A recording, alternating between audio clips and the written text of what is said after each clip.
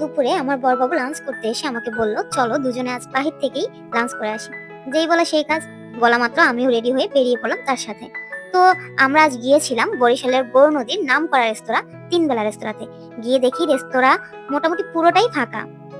আর ফাঁকা হওয়াটাই স্বাভাবিক, কারণ এখন তো রমজান মাস।